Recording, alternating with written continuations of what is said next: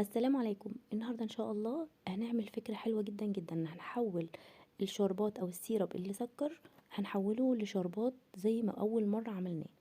ده كان عندي شربات، استعملت منه شويه وقعد يوم واتنين كده وايه لقيته سكر، مع اني عامله كل الخطوات مظبوط. جبته بقى حطيته على نار هاديه وحطيت له شويه ميه صغيرين، بدات اقلب فيه وفضلي بقى في تقليب مستمر كده معايا. كده كان خلاص بدأ يفك شويه. اول ما يسخن هتلاقيه فك خالص.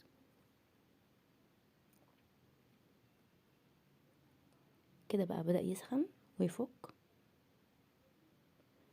عايزاكم لأول مرة يشوف الطريقة دي او اللي جربها قبل كده يكتب لي تحت في الكومنتات.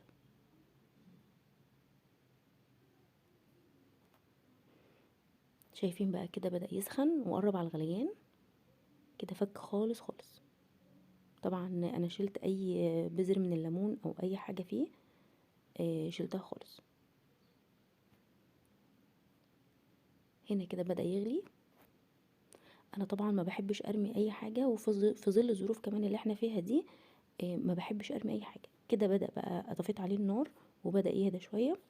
ودي كانت نهاية الوصفة. يا رب تكون عجبتكم. ما تنسونيش في اللايك والشير والسبسكرايب.